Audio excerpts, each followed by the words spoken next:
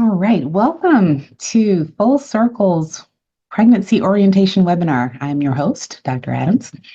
Some of you were on call with me earlier for your history visits, and some of you I'm going to be meeting later on this week.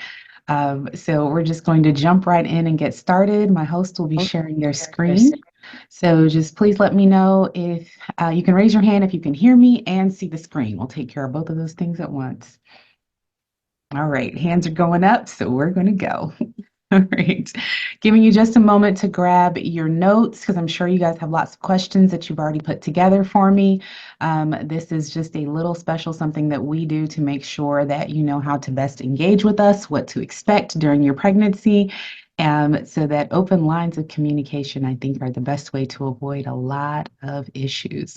So a couple of housekeeping items first. One, everything on here is confidential. So when you ask questions, no one will be able to tell you're the one asking them. And so I will try to answer them in such a way so that you're not, um, letting anybody know that it's you. But if I think it's something that's too personal, people might be able to figure out who you are, then I will say, let's just talk about that at one of your visits. So please participate.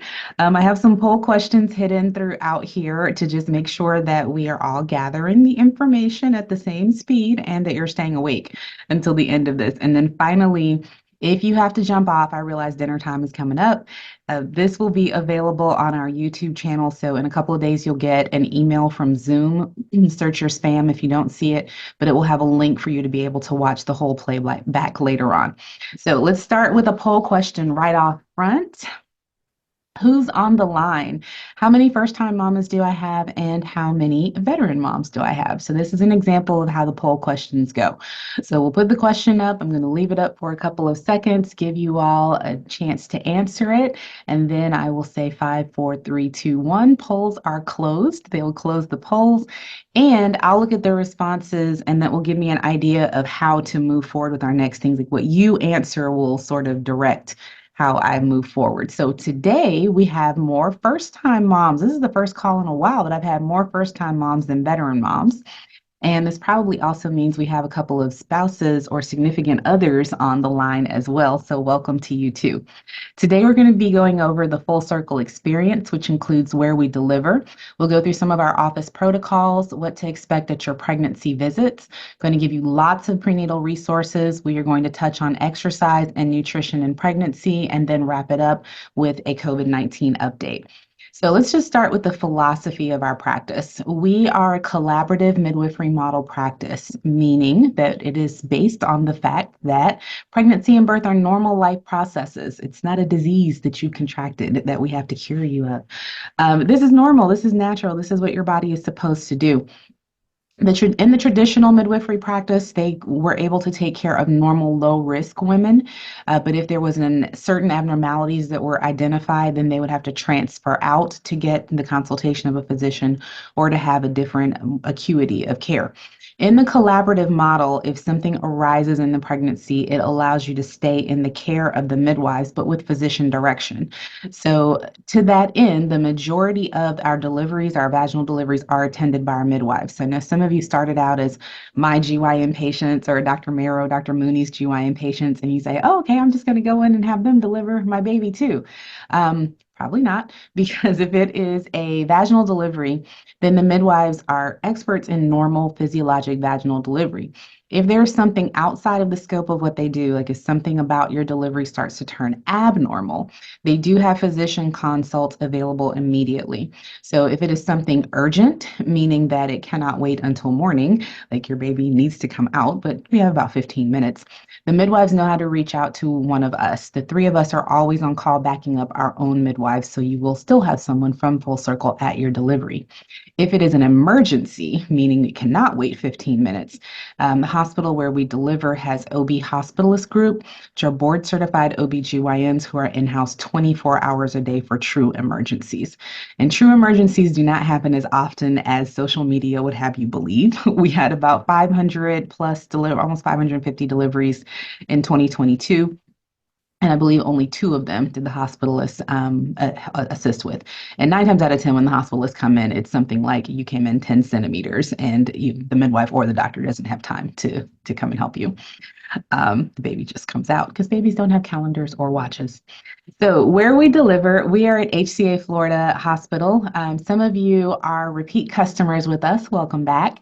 And you were with us at Ascension before, and we moved in October to HCA Florida, which is still very close to our office. Our office is actually now squarely between both facilities. And they do have tours. So they recently had a stork tour in February, and they'll have another one in May. So they have quarterly stork tours, like a baby shower. It's very cute. They raffle off prizes and all those things. And they do group tours of the facility. But if those dates don't work out for you, we do have a phone number that we can give you during your visit, and you can call up there and arrange a private tour.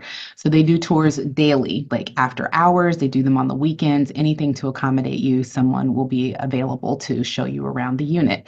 And you can see here, I mean, we're almost up to 200 births there since our move, and there have been zero complaints about this new facility. It has been a great, great move. All right. HCA also has classes. So if you're looking specifically for childbirth education classes, breastfeeding classes, and sibling classes, you can see here they have comprehensive or condensed classes.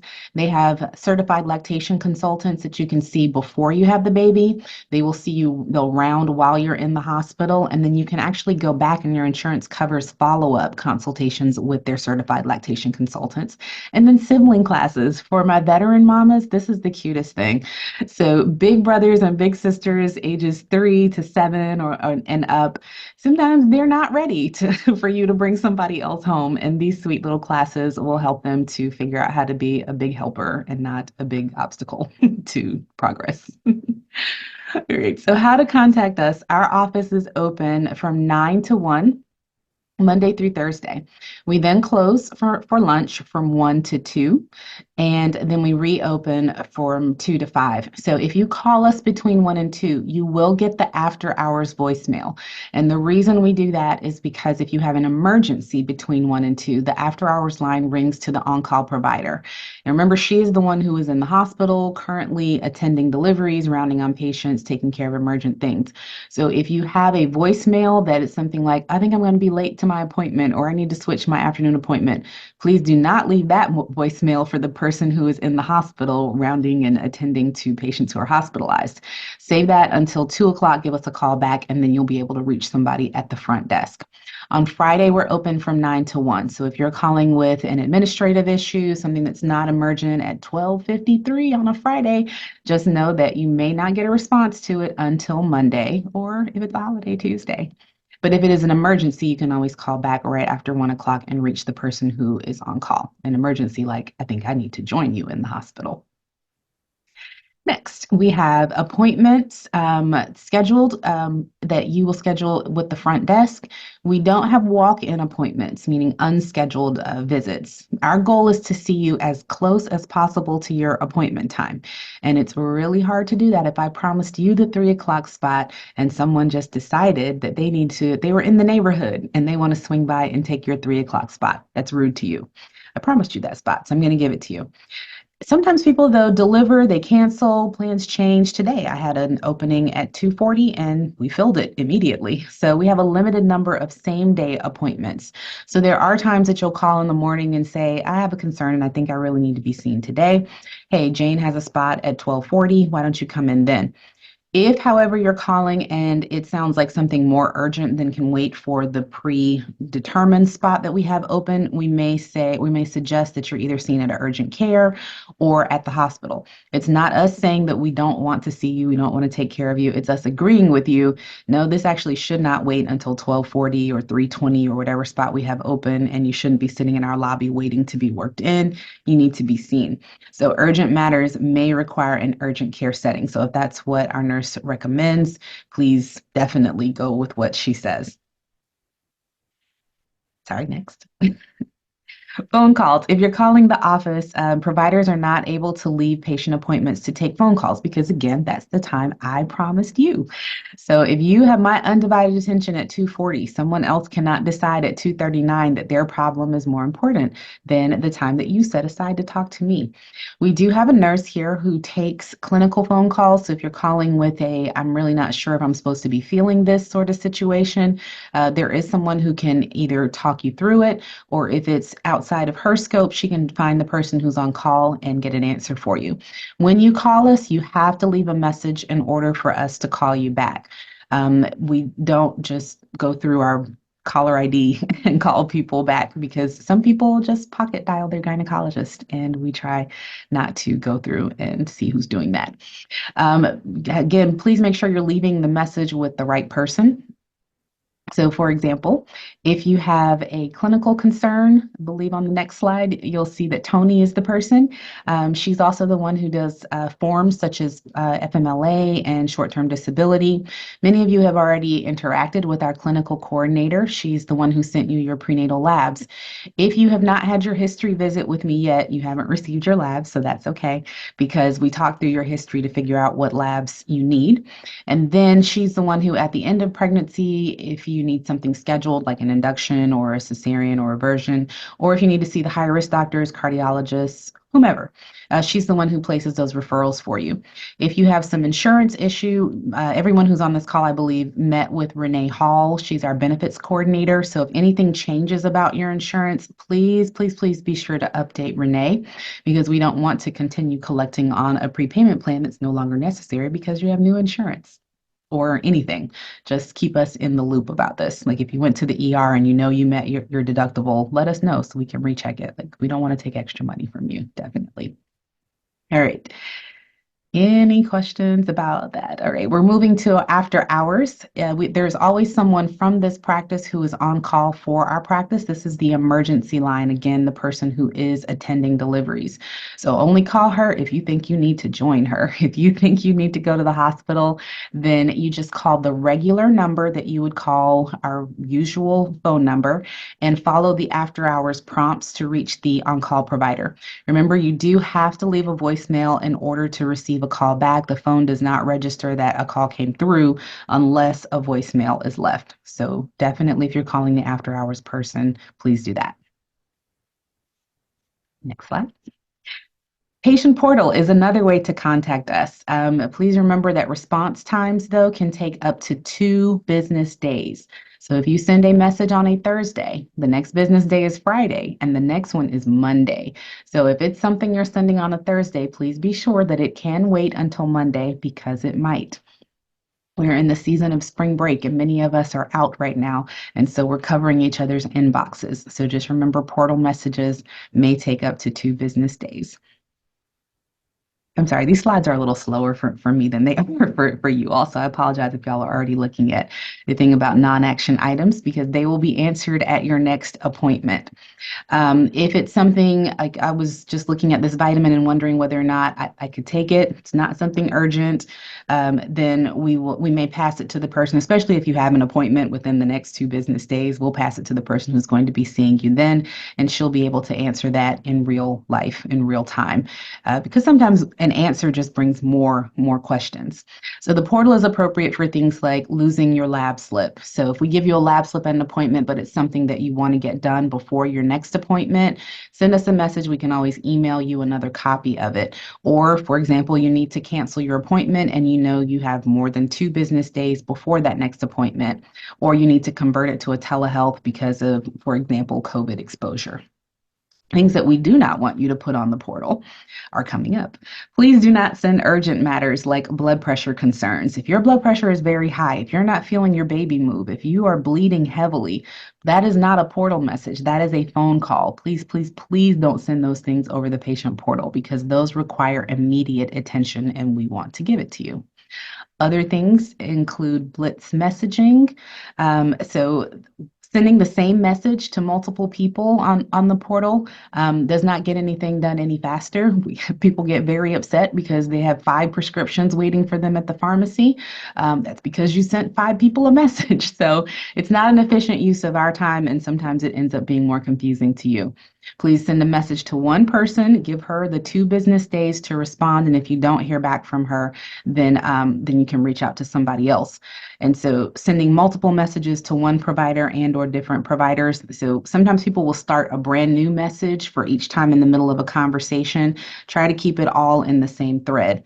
But also, let's try not to have our appointments over the portal. If you have questions, just text them to yourself because you will forget them when you're actually here in the appointment, or schedule an appointment because we're happy to answer all your questions in real time. Because like I said, sometimes one question leads to 3 more. So appropriate use of the portal keeps everybody happy.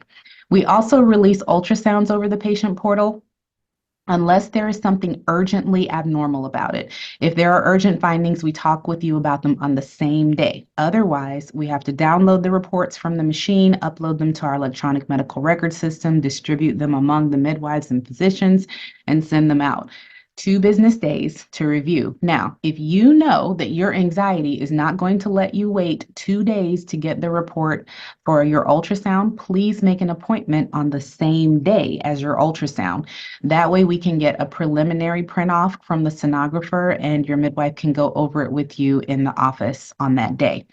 Otherwise, in 2 business days, you'll get the response regarding what was found on your ultrasound. Again, unless there's something urgently abnormal. Sometimes you'll see the sonographer typing a lot of things at the bottom of the report, and you go to your car and send a message, "What's on my ultrasound report?"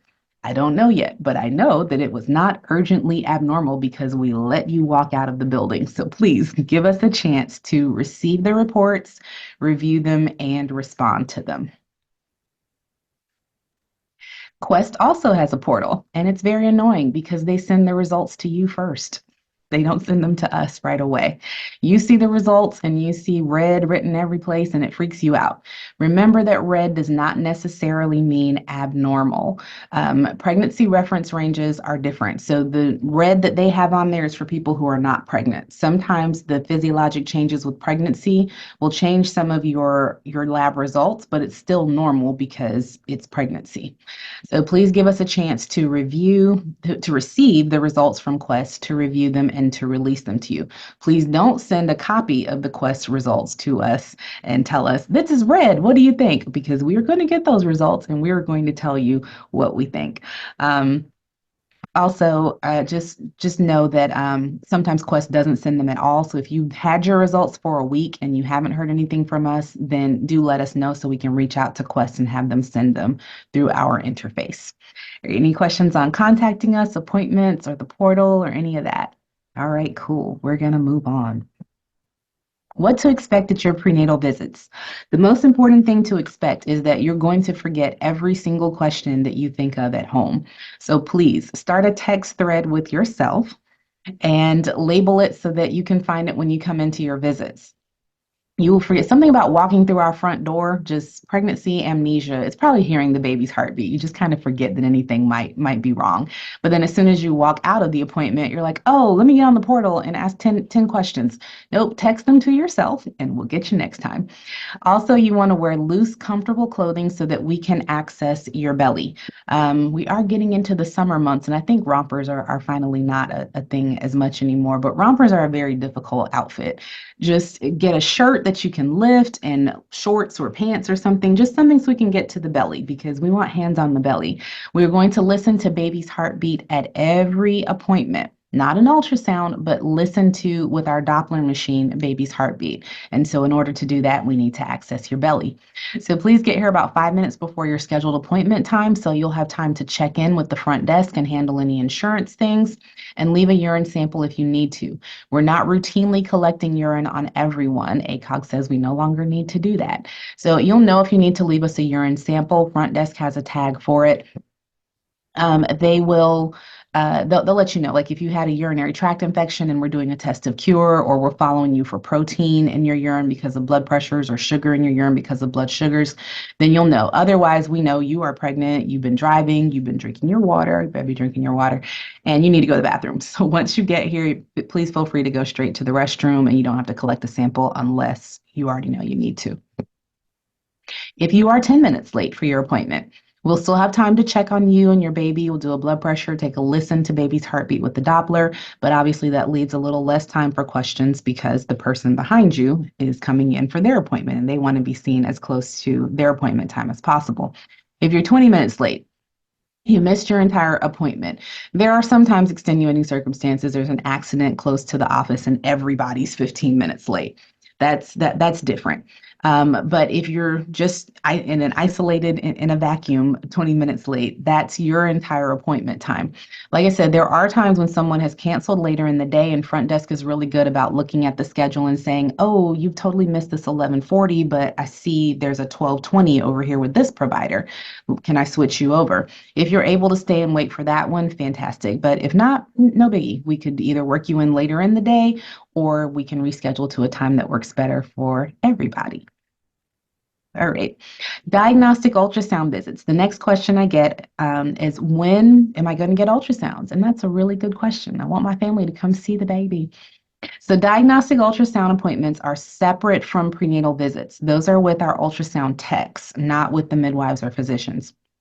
So the way to know if you have an ultrasound is to look and see if you have more than one appointment time, and is there a provider's name associated with your visit.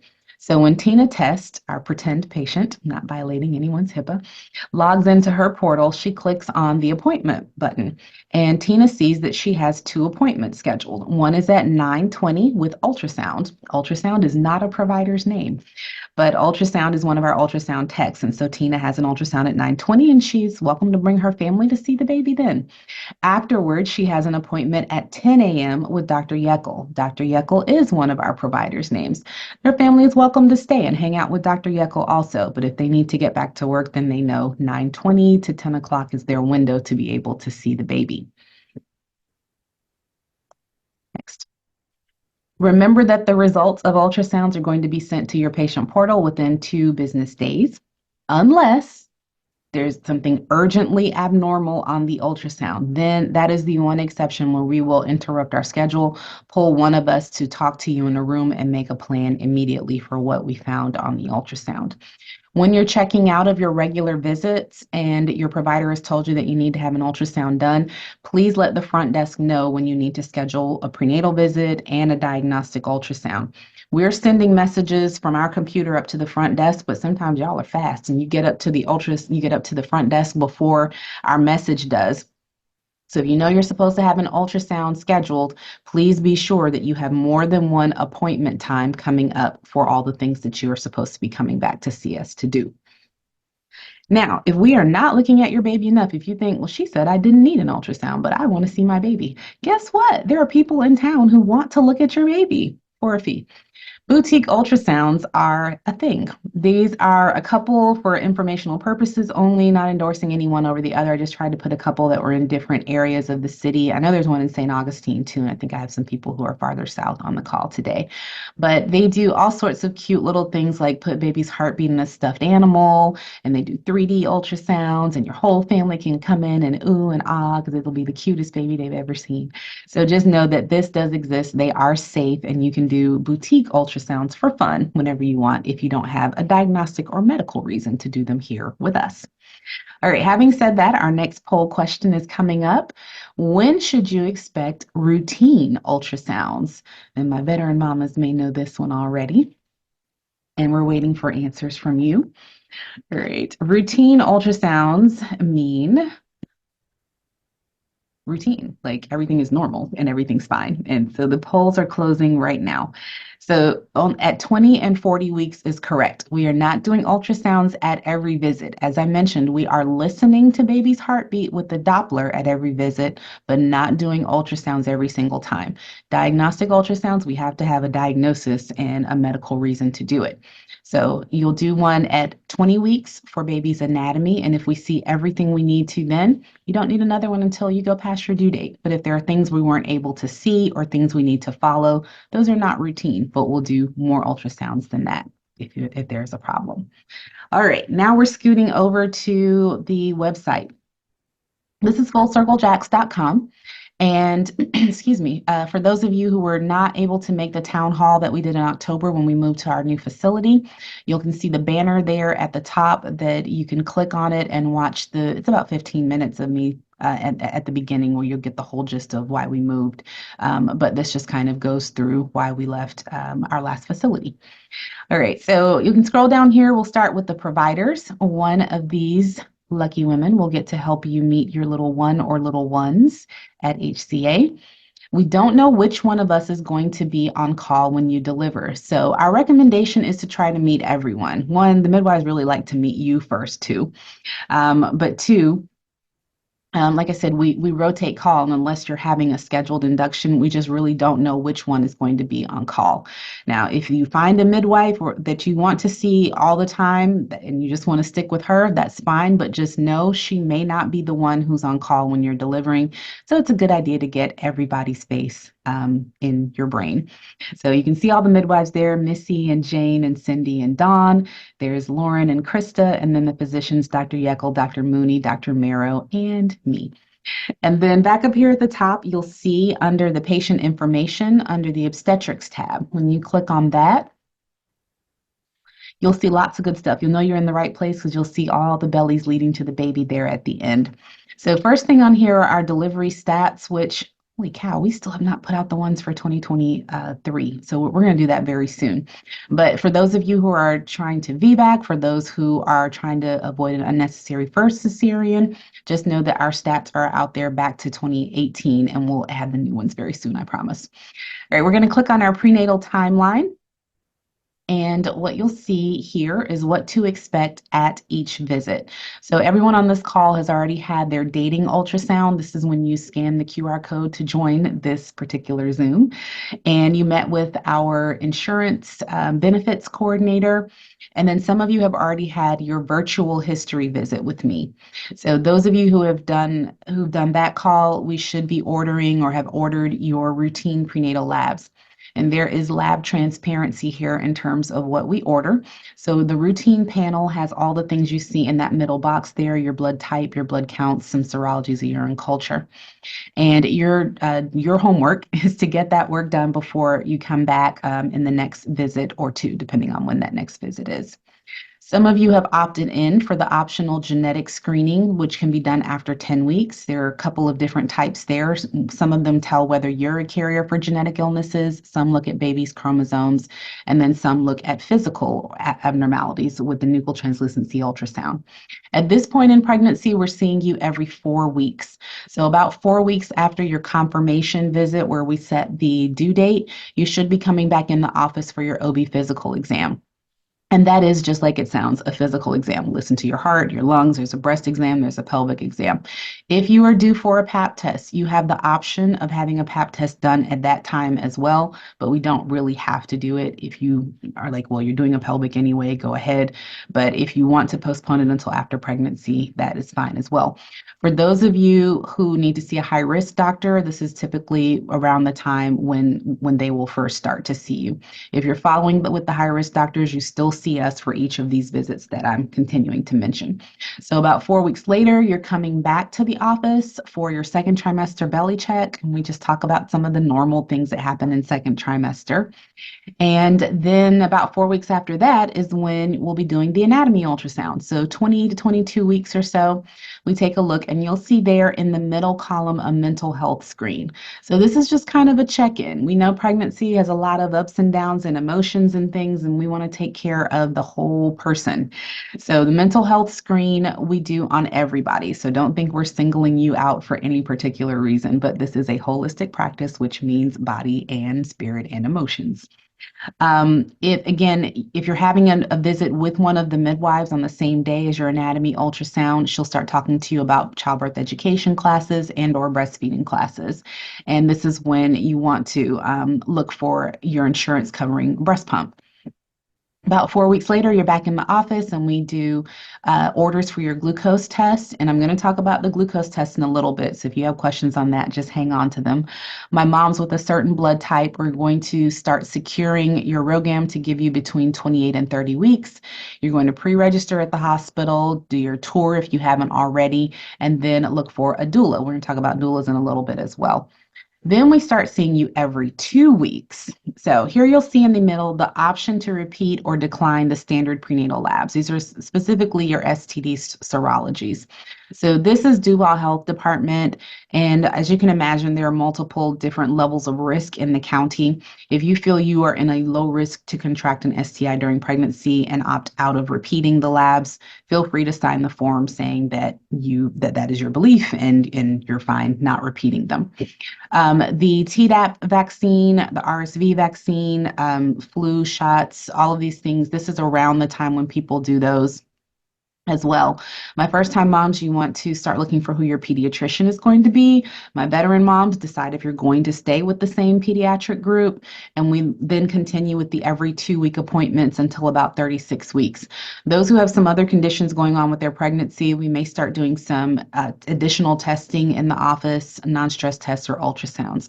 For those who know that they're expecting to have a cesarean or a belly birth, as we term it, we start looking for your date when you're right around the 33-ish week mark, because those are done around 39 weeks and we need to get you on the calendar.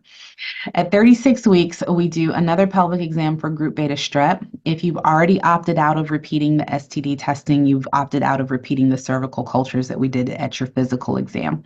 But this is when we start the weekly appointments and you're full term. Yay! So you can start bringing in your birth plans after this visit. Once you hit 37 weeks, all bets are on the table. So you start your natural cervical ripening methods, which we'll go over in a second. At 39 weeks, my planned belly birth mamas will get off the train, and those who are waiting for baby to give the signal for labor will do the hardest part of this. Be patient, be patient.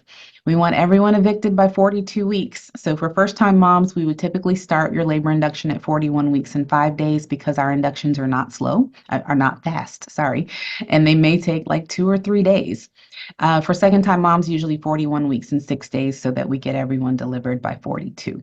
So remember, this is out there and available, so you can download it, you can print it out, put it on the fridge, but this is what to expect at each visit.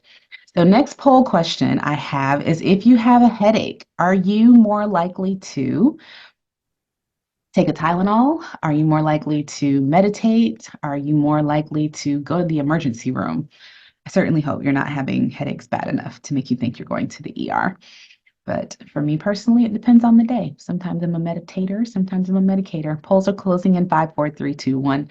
Oh, next. Okay, wait a second. Last minute. Very good. The meditators beat the medicators today. Zero judgment. Again, it all depends on the day for me. But some of you I've already talked to and you've said, oh, I know I'm pregnant, so I can't take anything. Well, that is not true. Let me show you a bunch of things that you can take for some common discomforts of pregnancy.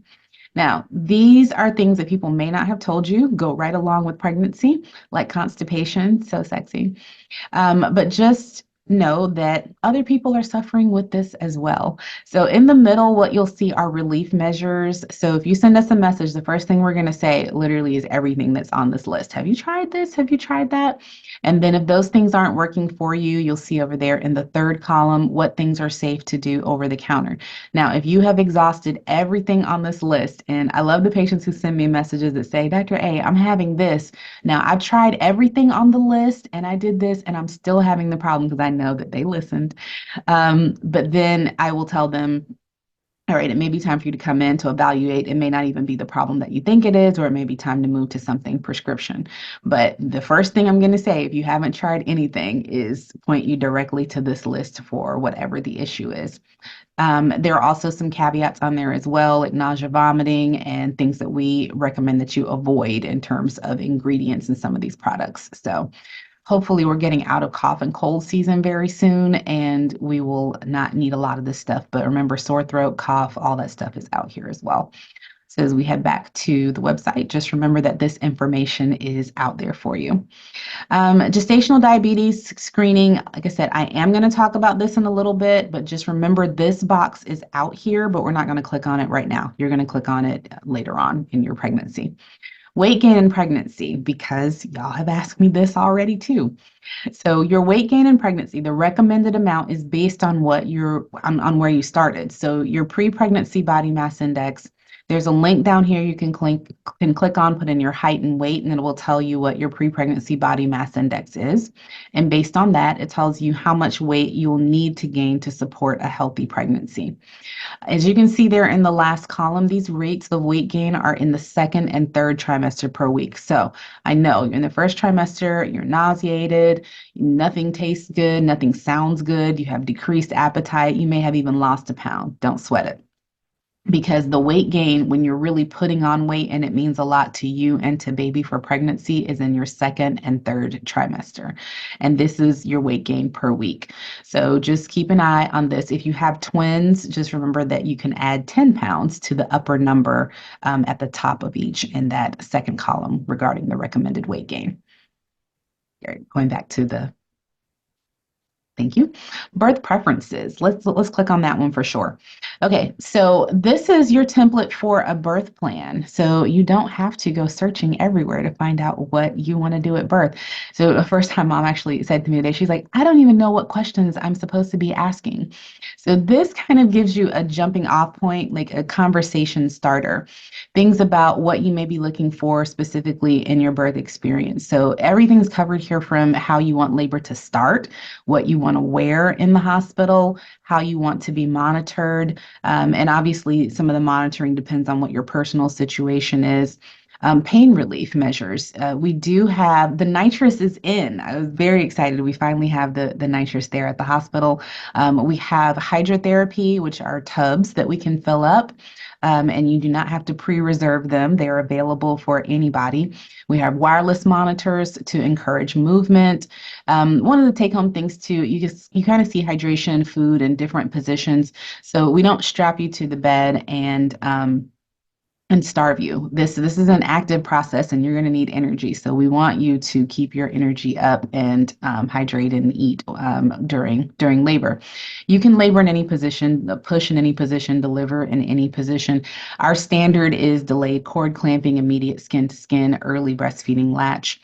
You can decide what you want to do with your placenta. There are some hospital protocols that require examination, like if you have an infection during labor or something like that, they want to make sure it's not, some horrible flesh-eating bacteria or something. I guess I don't know. They want to analyze it.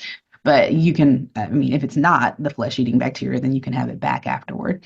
Newborn medications are listed here. You always have the opportunity to come and ask the midwives whether or not these things apply to you, whether they're necessary and what they're for. And then there are things on here about twins and belly births, gentle cesareans specifically, because we are attracting now more people who are looking for just a peaceful or healing belly birth after a not so happy experience before. So 21 boxes here. It might look overwhelming, but most of you have at least 21 weeks left of your pregnancy. You can take one box per week. Not every box on here is going to apply to you. Most of you can knock the twin box right out already, and half of you can knock off the boy box about circumcisions. So just remember that is a thing out there. Cervical ripening techniques, because at some point you are going to want this to end. These are the things that we have found for you that help with cervical ripening. These are not things to put you into labor, but when the baby gives the signal for labor to start, these are things that make your cervix softer, make your uterus more toned so that contractions are more effective. And you can just kind of see week by week what things we recommend. And no matter how many times you look at this list, you will not see castor oil on it. And you can definitely ask one of the midwives at one of your appointments why castor oil is not on the list. All right, next thing on the website is for first-time moms. All right, I have more first-time moms this time than anybody else, and moms who are doing a trial of labor after cesarean. How many moms do I have on here who are going for a vaginal birth after cesarean? I know most of you are first time moms, and so will not apply to you. But as you can see here, there are only two choices, either yes, and you're going to rock it, or no, it's not you. Polls are closing in three, two, one. All right. Okay, cool. We do have a couple of VBAC mamas on here. So basically, you guys are in the same boat. First time moms and moms who had a C section who are going for a first time vaginal birth. You are both trying to avoid unnecessary second C sections or unnecessary first C sections.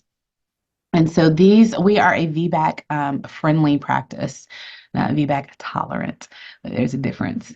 So many of you may know, actually, I'm a VBAC mom. Dr. Mara is a VBAC mom also. And so these are some things that we actually personally did.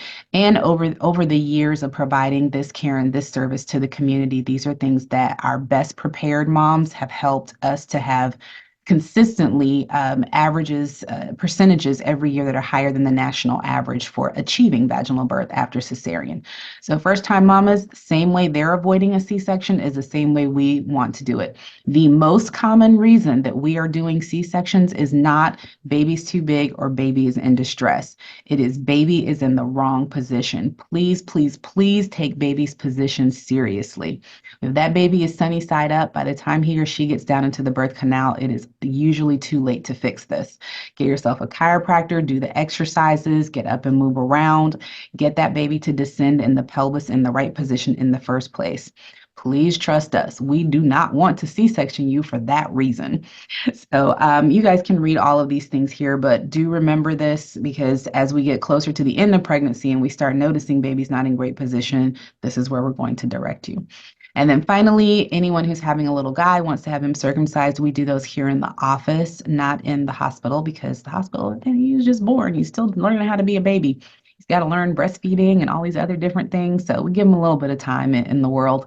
You just let us know at delivery if you'd like for him to have a circumcision, and our clinical coordinator will reach out to you and give you his appointment time. All right. So again, remember all these things are out here, fullcirclejacks.com.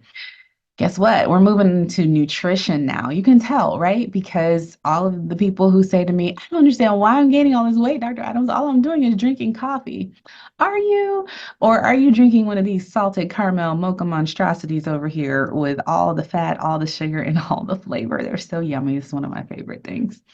All right. Did you know that pregnancy only requires an additional 300 calories per day? So that whole eating for two thing, yeah, but the second person is like really, really tiny. It takes 10 calories to maintain 1 pound of body weight, and your goal of weight gain is based on your starting body mass index, as we just discussed. So if you're starting the pregnancy at 170 pounds, you need 1,700 net calories per day to maintain that.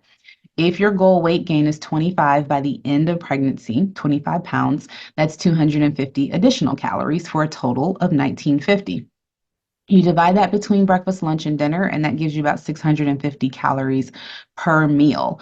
Now, restaurants are doing this nice, nasty thing where they're putting calories next to what the food is on the menu, and some of them, like one meal, is 1950 calories. So, other things to look at on nutrition labels, turn your food over and see what other easy choices you can make. You can see over here on the right side, the sodium is highlighted because when y'all send me these messages in third trimester, Dr. A, my rings don't fit anymore. I promise you, the first thing I'm going to ask you is, what did you eat last night? Did it have a lot of sodium in it? We made it an Arby's night, so maybe. Yeah, so there are some choices that we can make to reduce our sodium intake. We'll talk about how much is too much in just a moment, but also pay attention to the fat, the total calories, and the carbohydrates and protein. And we'll talk about that in a moment too. So what things should you be eating? Fruits, veggies, whole grains, cereal. You're not going to give your baby an allergy to nuts or dairy if you eat those things. So if you're able to enjoy them, go right ahead. For my coffee drinkers, you want to keep your caffeine intake at less than 200 milligrams per day. That is still quite a bit of caffeine. And remember, caffeine is a diuretic. So if you're drinking it, please use the 3-to-1 rule. You want to drink 3 times as much water as you do caffeinated beverage. Also, you want to slowly cut back on them because toward the end of pregnancy, they can cause irregularities in baby's heart rate. Other things, herbal teas. These are our favorite herbal teas in pregnancies. I know some of my IVF patients were told to stay away from all herbal teas. These are fine. Raspberry leaf, ginger, lemon, and peppermint are all okay. Protein for my vegetarians, you want to keep your protein somewhere around 70 grams daily. I know there are some pregnancy diets out there that tell you to shove in 120 grams of protein a day. Please don't do that. You're going to grow an 11-pound baby, and that would be the reason that we have some difficulties trying to get that little one out. But 70 grams keeps us from having these scrawny underweight babies and keeps us from having these giant monster babies. You can have deli meat. Yes, you can. Just be sure you're microwaving it for about 30 seconds before you eat it. It does not have to be pipe. Please don't burn your mouth with that, but just it doesn't have to be piping hot.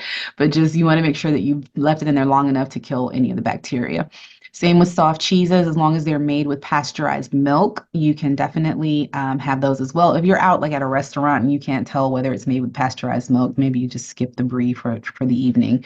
But if you're flipping it over at Trader Joe's and it says it's pasteurized milk, then you're fine. You can also have 3 of the 4-ounce cans of tuna per week. To me, that seems like enough tuna, but I don't know your life. Maybe you need more tuna, or maybe you're pescatarian and you just need more fish in general. If that's the case, there is a very nice document on the FDA's website that tells you about different fish that you can eat, and you should see it up here shortly. There you go. And it says what fish you can eat. You can eat a lot of because they're high in omega-3s, which we know are good for baby's brain development, things you should eat sparingly, and things you should avoid altogether because of methylmercuries. It's a 2-page document. It changes seasonally. I'm not committing it to memory, but just know this is out here on the website for those of you who need more fish. That's the thing. Things you want to avoid: undercooked meats and fish. So the yummy ahi tuna is so good. The sushi, sorry, that's not for you until baby's out. Also, medium rare, medium well steaks. You will need to ruin your steak for the next 6 to 8 months and have it well done. So sorry. My kombucha drinkers, my kimchi eaters, those are fermented beverage, fermented drinks, and your body may treat that as alcohol. And same thing with alcohol. We don't know how much is safe, and so we can't tell you, oh, it's definitely fine for you to have this amount, so we don't recommend it. And your sodium, you want to keep it under 1,500 milligrams per day. Again, when you start flipping your food over and seeing how much salt is in things, it will be appalling to you. Because even straying out of that, the slightest will start getting those rings feeling super tight. Any questions about food before we move on to exercise? It's a quiet crowd today. I have no questions. I must be doing an excellent job. Either that or you're all asleep. All right, exercise in pregnancy. It is just fine for you to continue your pre-pregnancy activity unless your pre-pregnancy activity was doing nothing. You just won't feel like doing much of anything until your second trimester. So in the second trimester, some physiologic changes, like you increase your blood volume by 50%. That gives you more oxygen tension, and oxygen saturation. You can do more of the aerobic exercises. So just listen to your body. Don't beat yourself up if you can't do the same exercise that you were doing. Like you're not the the Olympian that you were before. You'll get back to that. No worries. It is okay for you to start a new regimen. It does not have to be anything crazy. But we do want you to move because again, sedentary lifestyle leads to malposition babies. Sitting in positions where you're hunched over, those of you who are working from home and everyone's leaning back in their chair all the time, that encourages baby to settle into this sunny side up position that only 30% of women are able to deliver vaginally. Those of you with these cute little Fitbit watches that you're giving yourself a new reason for anxiety because you're checking your heart rate obsessively, you will notice that your resting heart rate was going to go up by 10 to 15, 10 to 20 beats per minute, actually. That is normal. That is physiologic. That is what it is supposed to do. As long as you're not getting dizzy or lightheaded, nothing to worry about. If walking is the exercise that you decided that you're going to start, just remember walking can be considered your exercise if when you do it, your heart rate is in the aerobic zone. And the aerobic zone is 70% of your maximum heart rate, which is just 220 minus your age. So if you're 30 years old, you start with 220 and you subtract 30. So your maximum heart rate is going to be 190. So you should not be exercising for prolonged times with the heart rate above 190. The aerobic zone is 70% of that, which is 133. So if when you are walking, your heart rate is between 133 and 190, sustained for 30 minutes, 3 times a week, then yes, walking is exercise. If you're walking around and your heart rate is chilling at 80 or 90 beats per minute, then that walking is transportation. And transportation is good, but it's not exercise. Okay. This is exercise, cardio. You want to get on the treadmill? Go for it. You like ellipticals? Absolutely. Running? Yes. Swimming? My favorite because your belly is weightless and you can move your joints all around. Indoor bike, if you have a Peloton, my leaderboard name is Off My Meds 8, and I've been doing a lot better because you all have encouraged me. Please follow, I follow back. Other things that are fine, you can weight lift up to whatever you were lifting pre-pregnancy. You do not need to increase your resistance. Your baby and your body will do that throughout the pregnancy. If you are an experienced squatter, squats are my favorite. Please try to build up to at least 50 squats per day. If you're not already squatting at 20 weeks, you should be giving me 5 a day. 21 weeks, 10 per day. 22 weeks, 15 per day. Building up to 50, they do not have to be 50 consecutive. You can give me 25 in the morning and 25 before you get into bed. But basically what that does is opens up that pelvis, lets that baby start to descend into the right position. Speaking of opening up that pelvis, yoga and Pilates are two of my favorite things. Any experienced instructor should be able to help you complete it with pregnancy modifications. So again, my CrossFit moms, y'all build these really strong, tight muscles and you hold the baby in with them. Think long, lean, open, stretch. Pilates and yoga, again, are my favorites in terms of that. Now, my CrossFit moms do bounce back quickly, but high intensity interval work after first trimester is something you want to avoid anyway. It's not the interval, it's the intensity. You can do the low impact version of those exercises, but anything that has you bouncing in possible shearing effect of the placenta against the uterine wall you want to avoid. Also want to avoid lying flat on your back for prolonged periods of time, like when you're doing excessive ab work. So you can do standing abs, you can do side lying abs, that's fine, just not abs on your back forever. Hot yoga, unless you are a hot yoga instructor and are fully acclimated to that environment, you will get dizzy and you may pass out and fall on your belly. We don't want that. Also want to avoid scuba. High altitude hiking, the specific altitude, you'll read anything from 6,000 to 8,000 feet. It's really the exertion at those altitudes, not the altitudes themselves. So yes, you can visit your family in Colorado, just don't go hiking or skiing with them. Contact sports, this is not the time to take up kickboxing, please. Don't let anybody kick you in the belly. I had some questions about volleyball too. I mean, it depends on how good you are. If you can really avoid a volleyball flying at your belly after second trimester, I prefer it. And outdoor biking after 16 weeks. Just 16 weeks is when your center of gravity sort of tilts a bit. And when you're trying to hit those corners, you may fall over. So there's an asterisk there. It's not an absolute no, but just be more mindful of the shift in your center of gravity.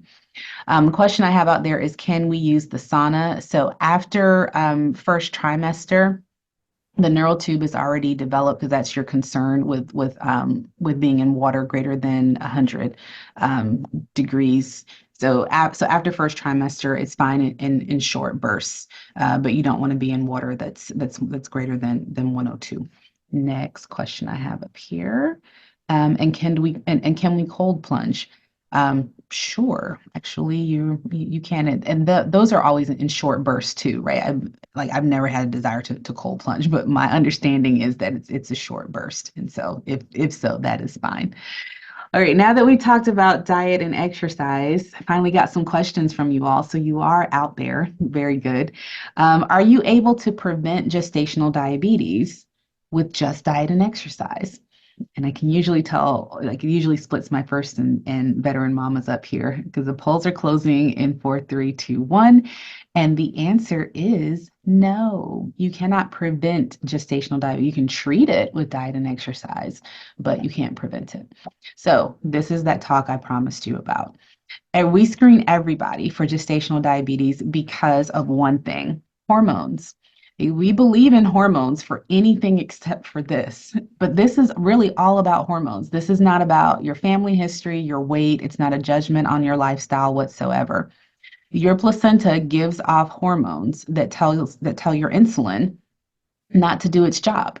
And the job of insulin is to clear your bloodstream of excess glucose. And if your insulin is taking a break, then guess what? That excess glucose is just circulating around and around and around. And that is gestational, meaning of pregnancy, diabetes. So the only time you will be diabetic is if you have a placenta in there. And if any of you can figure out how to do this pregnancy without a placenta, then I will not screen you for gestational diabetes. For my twin mamas, you have two placentas in there. So I am definitely screening you.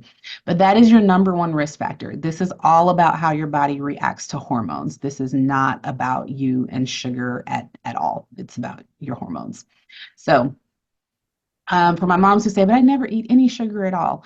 I mean, you eat good carbohydrates, and so just don't avoid those prior to the test. Get your body used to what it does normally with good sugars, your fruits and your whole grains and things like that. If it's the actual drink that is giving you pause, we have options for that. So rather than the drink that's at the lab, we have something here at the office, the Simply Pure drink. It is soy-free, it is dye-free, it is gluten-free, it is BVO-free, it is kosher, it is vegan, it is offensive to almost no one. So just know that that drink is available here at the office for purchase. Remember that box that was on the website that I said that we weren't going to click on. So just remember to go and click on that box when it's time for you to take this test, because the other patient-driven options include the fresh test, glucorganics, and glucose tablets. And those are on our website, Full Circle Jacks. If you're going to be using any of those, as the instructions on the website say, please let us know, because certain labs don't accept outside drinks, and there are certain instructions that you have to follow for bringing in outside drinks, and we need to put it on the lab slip that you're bringing in your own. So just let us know if you plan to use an alternative method for the glucose screen. All right, next. Preparing for birth. Many of you are looking to do an unmedicated delivery. Some of you are just looking to delay the epidural so that it doesn't increase your risk of a cesarean. So method classes are out there. So hypnobirthing, hypnobabies, Lamaze, Bradley method. So these are all, again, for informational purposes, just kind of a jumping off point to start looking for which class may be best suited to you. Not specific endorsements here. Next slide. Breastfeeding classes, we talked about the ones that are at HCA. There are also independent lactation consultants in town for whom we have business cards. CPR, every new parent should know infant CPR. So if you say, oh, I already know CPR for adults, I'll just do it with one finger. It's not the same thing. And it's also good to have a good refresher, especially if you thought just doing it with one finger is okay. So these are a couple of options. The Red Cross information is here. You can sign up for a class. And then there's Jack's Mobile CPR. This woman will actually come to your house and do a CPR class for new parents. Chiropractic care, if you're already seeing a chiropractor, first-time moms, VBAC mamas, please listen up. This is about you. Please see a chiropractor. Get your spine right so your baby can descend in the right. Can y'all tell I'm obsessed with baby's position? Be sure that your chiropractor is Webster certified. That is a special pregnancy certification that takes into account the physiologic changes pregnancy already makes to your spine and helps them to adjust you for them. Next question. How many people are planning to work with a doula? Like, I know some of you, I think your doula actually sent you to us, and then some have already expressed that they knew who their doula was, and I was very impressed that at 11 weeks, you knew who your doula was. And then some of you don't know what a doula is, and that's why we're about to talk about it in 4, 3, 2, 1. Polls are closed. Cool.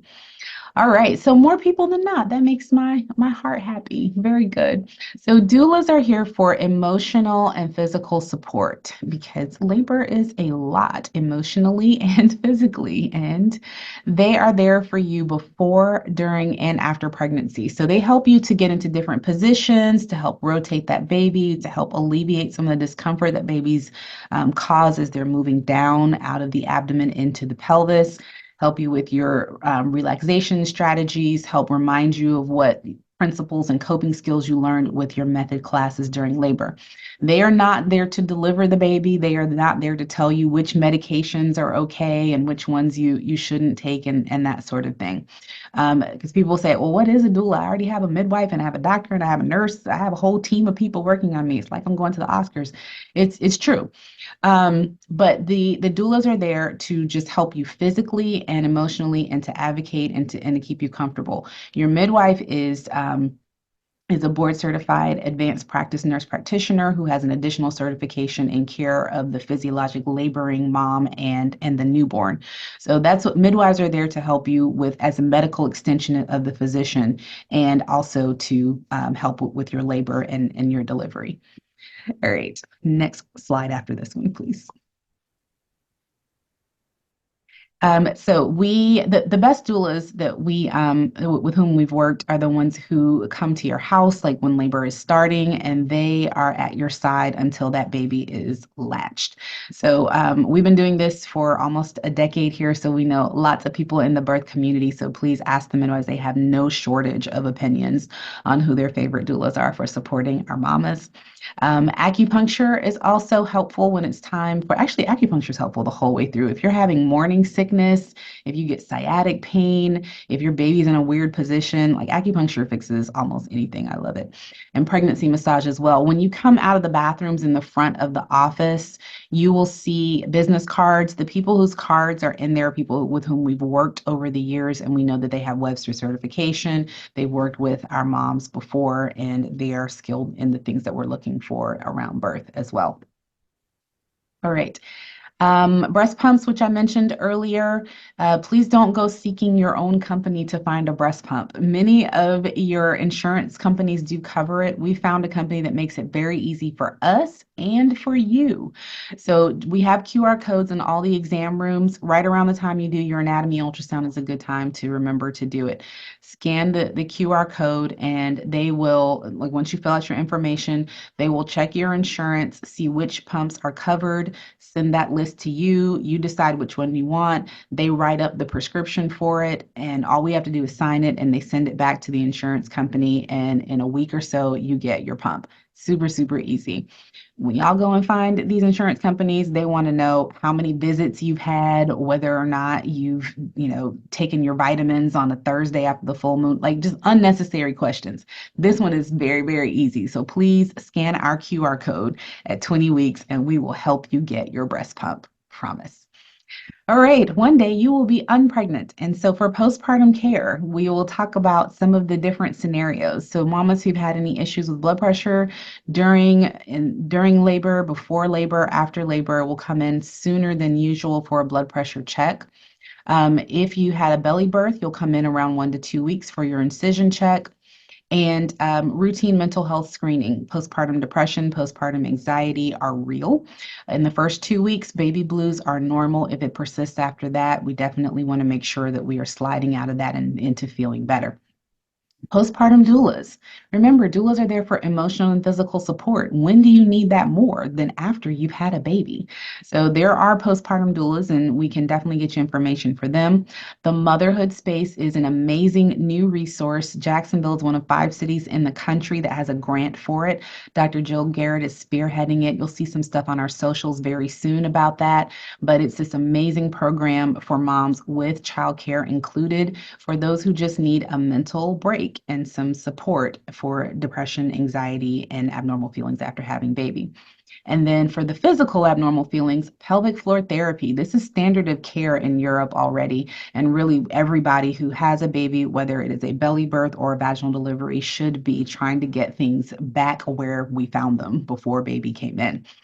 So we have a nurse who comes here 3 times a week. She is in network with all insurances that we are in network with. And at the 8 week mark is when we start you on your weekly pelvic floor therapy journey. This helps with urinary leakage, discomfort with intercourse after having a baby, just all of those things that people just say, just deal with it. You had a baby. No, you don't have to deal with it. Let us deal with it with pelvic floor therapy. All right. Next, random frequently asked questions. Yes, you can sleep on your left side, your right side, you can sleep on your back. People have been doing it for thousands of years. If it freaks you out to sleep on your back or you're waking up, dizzy, you can get one of those wedge pillows from Amazon and just slide it under one of your hips. You can help paint the nursery. Just be sure it is well ventilated space and or you're wearing your mask. You can take probiotics during pregnancy. You can also dye your hair, which includes your eyebrows. Someone asked me that specifically. You can do gel nails. If you're going into the salon, you may still want to wear a mask because those fumes can be overwhelming sometimes. Car travel, my summer crew, if you're going on vacations, car travel is fine up to 37 weeks for distances far away from us. After that, you're full term, like your baby again doesn't know you're going on vacation, and please don't end up having your baby with strangers in a different city. Just be sure you're getting out and stretching your legs every couple of hours, which you will need to do if you're drinking the right amount of water. Also, your skincare products, you can use topical salicylic acid and benzoyl peroxide. You just want to stay away from things that have retinol. There is a retinol substitute, bakuchiol, Bakuchiol, and it is an alternative that does not have the harmful effects of retinol to your baby. For flight, for my twin moms, you can fly up to 32 weeks. For my singleton moms, up to 36 weeks. If there is some emergency and you need to fly after 36 weeks, you'll need a letter from us typically for airlines. But please, please, please just make sure that you are wearing compression hoses, doing your toe raises to exercise your calves, and drinking lots of water to stay hydrated because you want to prevent developing blood clots in your legs, which can go to your lungs when you are flying. And that includes overseas travel too. Because y'all are the summer crew, no roller coasters and no water slides. All right, last thing is, I believe, our COVID update. So these recommendations have not changed. ACOG moved from strongly supporting either way to strongly recommending vaccination with Moderna or Pfizer. Johnson & Johnson is not recommended because of its independent risk of creating blood clots, which pregnancy also has an independent risk of the same. All vaccines were approved for boosters. So if you're more than 6 months past your Moderna or your Pfizer, that third trimester window where you'll be able to make antibodies that you can pass during breastfeeding are fine as well. If you're 2 months after your Johnson & Johnson, you can get another, but not a Johnson & Johnson, and mixing and matching is okay. There's no optimal time for that vaccination versus the flu, RSV, or Tdap because they all work differently. If you do get COVID, please do not come in here. Please do not come in here. There are no recommendations for ivermectin, azithromycin, or Plaquenil, so we do not prescribe those, but the things that we recommend are zinc, vitamin C, and vitamin D3 in the doses that you see here. We'll also recommend that you start a low dose aspirin because we see higher rates of hypertension with COVID, and that helps to decrease that by 40%. And we'll start serial growth ultrasounds after your diagnosis to make sure that baby's growth is not being affected by decreased blood supply due to COVID blood pressures. Supported therapy at home, it's for the most part like a cold now. So on our website, we have things for cold meds, sore throats, and all of that. You only need to go to the hospital if you're having difficulty breathing or if your fever is greater than 101 and you can't bring it down with a normal amount of Tylenol. We are back to our regular pre-COVID visitation in the hospital. So some of my veteran moms who had babies during COVID and you're freaked out about what it's going to be like this time, you're fine. We're not doing that anymore. So we're back to your 4 visitors plus your DONA certified doula. You are not being asked to wear masks in the hospital, in the room, or in labor unless you are actively COVID positive at the time that you're having your baby. And even if you are positive, we're not separating from your baby. We give you an N95 mask and an isolette to protect baby from your respiratory droplets. So finally, what things can you find on the website? Can you find a birth plan template? Can you find safe medications in pregnancy? What to expect at each visit? Or are you a stellar test taker and know that you have to read to the end to see that the answer is all of the above? All right, excellent. You guys were a quiet crew today. I hope that means you were just taking lots of notes or I answered everything that you were going to ask me anyway. So please remember to follow us on all of the socials. We have not been very loud on any of these things recently, but we are going to come back. So please pay attention to the stuff that we have out there. Many of you are with us because you asked on a mommy group, where should I go?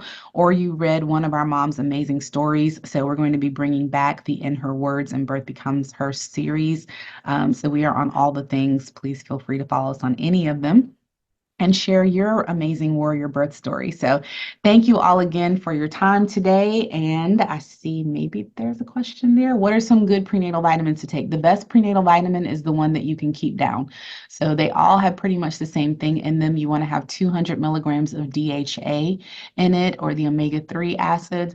And beyond that, they all have folic acid. Some of them have more iron than others, but if it doesn't make you sick and you can remember it every single day, that's your best prenatal vitamin. All right. And if there are no other questions, I definitely appreciate you guys rocking with me till the end. You all have an amazing week, and we'll see you in the office really soon. Bye.